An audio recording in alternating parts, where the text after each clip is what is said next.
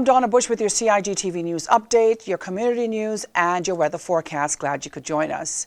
We begin with this news from the Ministry of Education, as officials confirmed that there was a sighting of smoke under the stairs leading up to one of the modular classrooms at the John Gray High School at around 7:55 this morning. Students were immediately evacuated from the buildings and taken to the school fields and muster points, in keeping with the school's emergency protocol.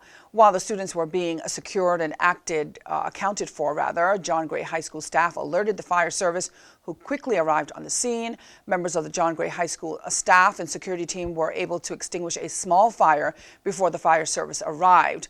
No students were reported missing, no students were injured or hurt or anywhere near the scene. Students were then taken from the field after the evacuation point into the gymnasium, where they've remained for the last 45 minutes or so to an hour, just so we get information, updates, and the fire investigation team can look at the site. There's no cause of the fire at the moment. We're just allowing the fire team to carry on their investigations. But I'm very, very pleased with the response of our staff, our students, and the security team and the fire service and the police this morning. Everyone worked very, very well together. And I do apologise if some people didn't get messages out early. The safety of our students and staff is always our primary concern in situations like this. There's no real visible fire damage on the classrooms, so school will resume, but those classrooms will be cordoned off. They're two modular classrooms that are near the administration building. While investigation carries on there, they'll be completely out of bounds. And if there is any kind of refurbishment work needed, that will be undertaken. But there's no physical fire damage as such, other than the step of the stairs going into the modular classroom. Now, the school resumed classes and business at around 10 o'clock this morning. The Department of Education Services is planning to provide a further update on the cause of the fire once the investigation is complete.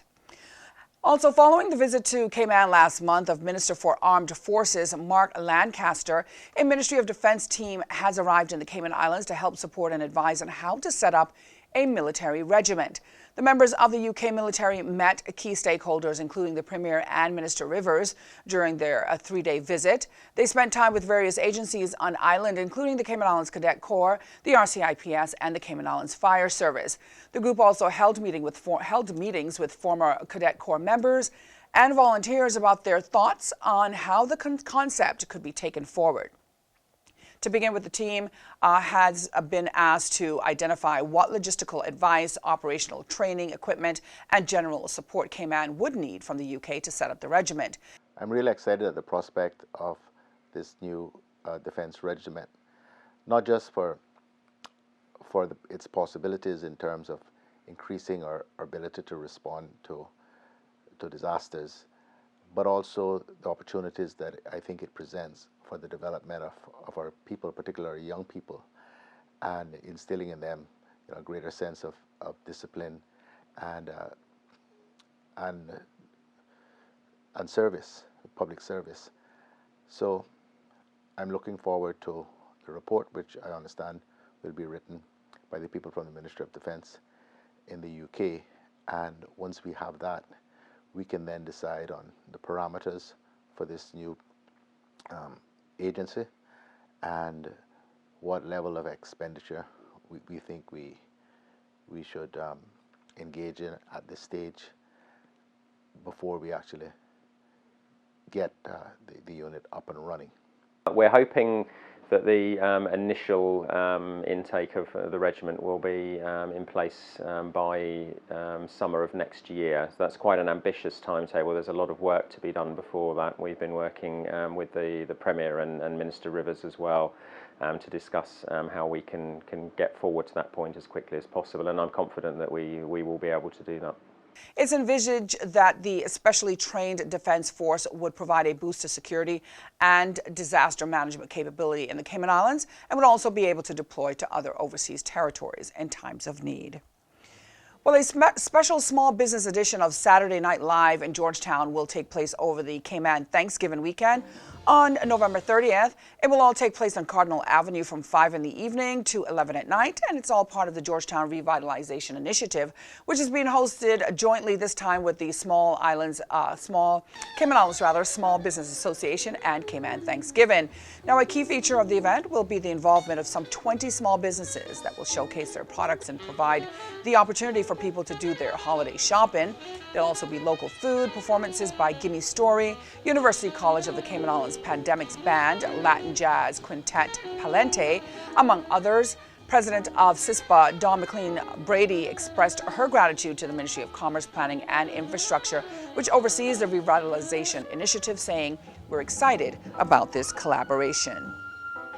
Now, from this story making headlines from the Radio Cayman newsroom, keeping Cayman clean for Christmas, the Department of Environmental Health has started its annual island-wide bulk waste cleanup. Now, the DEH is asking for bulk items to be placed in easily accessible areas.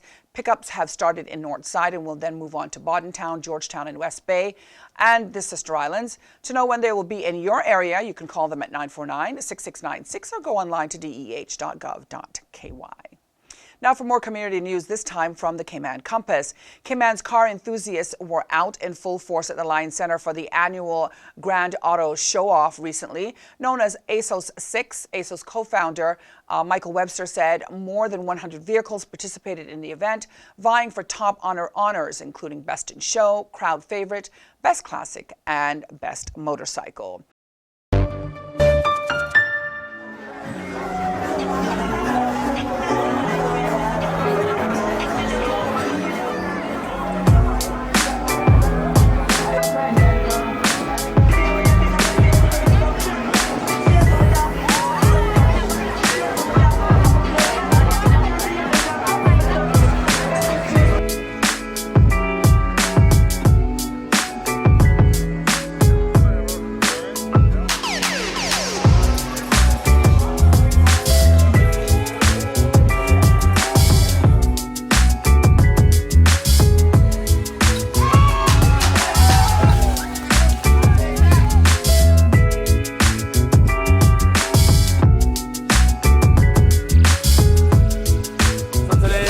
ASOS 6, which is the Cayman's Grand Auto Show-Off number 6. This is the 6th year. This year we're doing it for the Lion Center for their Christmas toy drive. It's about having fun, family, cars, just come out and enjoy the cars, really, showing off your cars. Showing off the cars that's in storage or your garages. You know, bring them out here and show them. So that's what it's about. The Lions Club are the recipients today of the proceeds from the gate and from the dunk booth. So you can either donate a unwrapped toy or pay a minimum of $5. So how important is this for the Lions Club to get this donation? Well, it will help with our Christmas, All Islands Kids Christmas Party, where we give a gift to at least somewhere between 300-400 kids. We do a toy drive every year to raise money or raise gifts to give kids who maybe at Christmas may not get a gift. So we donate a gift to every child that comes to our All Island Kids Christmas Party.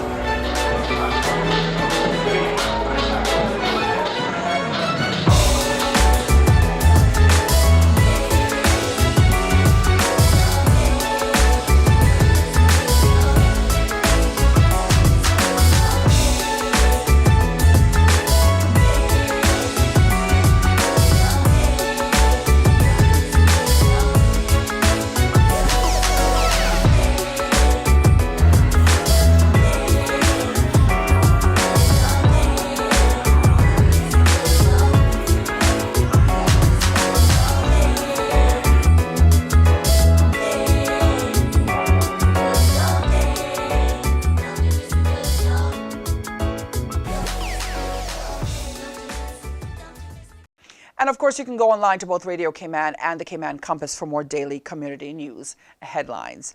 Taking a look now at today's weather forecast for our area. From the Cayman Islands National Weather Service, we can expect partly cloudy skies along with moderate northeast winds and seas to continue across the Cayman area for the next 24 hours as a high-pressure system builds over the southeastern United States. Today's high temperature reached 84 degrees, while the forecast called for partly cloudy skies with a 30% chance of showers. Winds were from the northeast at 15 to 20 knots. Seas were moderate with wave heights of 2 to 4 feet. The National Weather Center in Miami is issuing advisories on Tropical Storm Sebastian, which is now located a few hundred miles northeast of the northern Leeward Islands. NOAA says no tropical cyclone formation is expected during the next 5 days. And you can go online to weather.gov.ky for the latest forecast, which can also be found on their Facebook page as well as on the radio station dial 107.9 FM. Also, remember you can download the National Weather Services app, that's CINWS, to have the very latest information available to you. And that's the latest from us here at CIG Television. To see what's on our programming schedule, you can go online to gis.gov.ky. Be sure to click on the publications icon that is located at the bottom of that home page. If you happen to have missed today's news update, you can check out the Cayman Islands Government Facebook page as well as the CIG Television YouTube channel. For now, I'm Donna Bush. Thanks for joining us. I wish you a happy and safe night, and hoping you'll join me back here again tomorrow. Until then, bye-bye for now.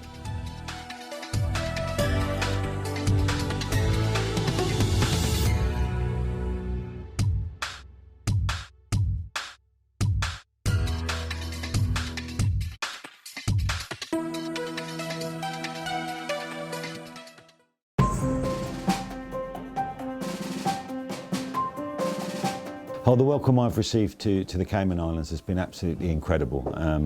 The old adage of Caymanian hospitality I've found in the workplace, both in Cayman Islands Fire Service, in Cayman Islands Government, and the residents as I've settled in and found a house to live in. So I've been over the moon actually, and I'm really feeling quite settled even though I've only been here 3 weeks.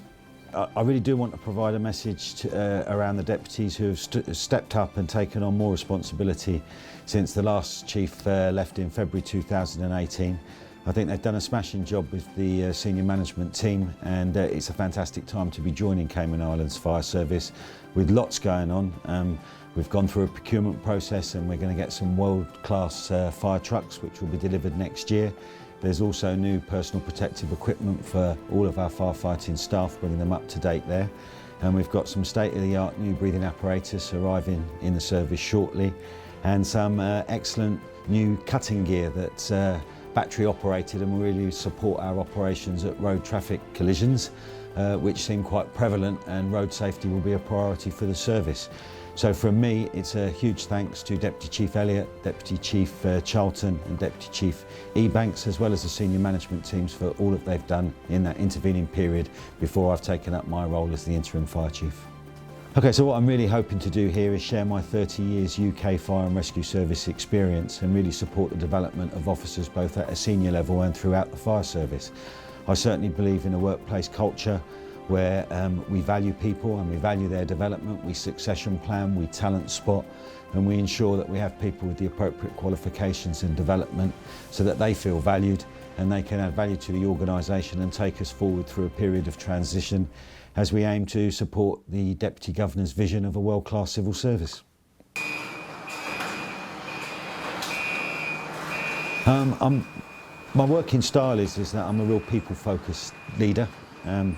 I believe that 85% of the budget is salary, and therefore if we can get the best out of the people, make them feel comfortable in the workplace, let them be themselves, then we'll have a successful organisation.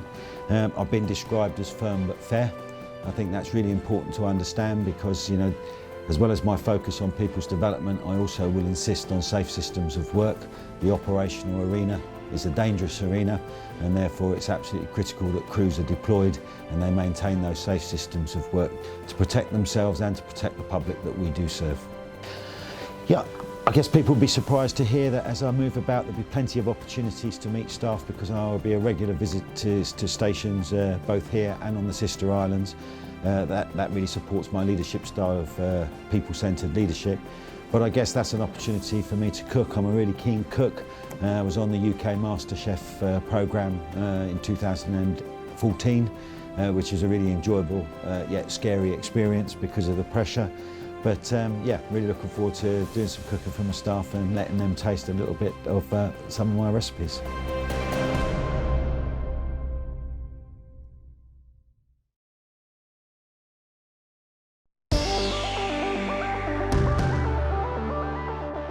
The Department of Environmental Health provides residential garbage collection services to an estimated 14,000 Cayman Islands households each week. You may wonder how it is that our collectors are able to adequately cover these routes given our limited resources. The answer partly depends on you. By making sure that your garbage is appropriately packaged and easily accessible to our collectors, you will aid the pickup process and ensure efficient garbage collections. Here are a few valuable tips that will steer you in the right direction. Place bagged garbage into your garbage container on the evening before your scheduled pickup day. Bags should weigh less than 40 pounds and garbage containers should have a maximum capacity of 33 gallons. Our collectors will not collect garbage bags and bins that are too heavy. Only use garbage containers constructed from sturdy materials such as metal or plastic. Your garbage container must also have a tightly fitted cover and easy to grip handles. To avoid spillage and limit access to animals, we also recommend that you store garbage bins inside an enclosure. A single garbage enclosure should have minimum dimensions of 2 feet 6 inches by 2 feet 6 inches. All enclosures should be a minimum of 6 inches from the ground. Any enclosure that is higher than 3 feet tall must have a door. Our collectors are unable to collect the garbage if the enclosure is too high.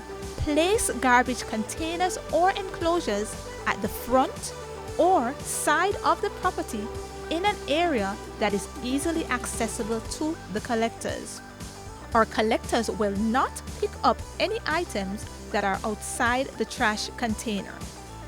Please remember to return garbage containers to the enclosure or its original position as soon as possible after collection has taken place. Avoid placing the following items in your household garbage containers: construction and demolition debris, vegetative and household hazardous waste, bulk waste items, hot coals, and grease. You may bring these items to the Georgetown landfill, which is located at Seymour Drive and open from 7:30 a.m. to 6:30 p.m. Monday to Saturdays. You can also take small quantities of garbage to the 24-hour drop-off site located at the entrance of the landfill. Always pour plenty of water on hot coals to make sure they are completely out before disposing of them inside the landfill. The DEH provides free curbside bulk waste pickup once per year. Bulk items may include old furniture and appliances, tires, and metal items. Place bulk items out on the curbside once the DEH has announced its annual bulk waste pickup schedule. You may, however, hire DEH to pick up your bulk waste throughout the year at a cost of $75 per load. When you follow these tips, you will help to maintain the efficiency of the DEH collections program. For more information on proper waste handling or to report uncollected garbage, please give us a call at 949-6696 or send an email to dehcustomerservice@gov.ky. Do you have a business in the tourism industry?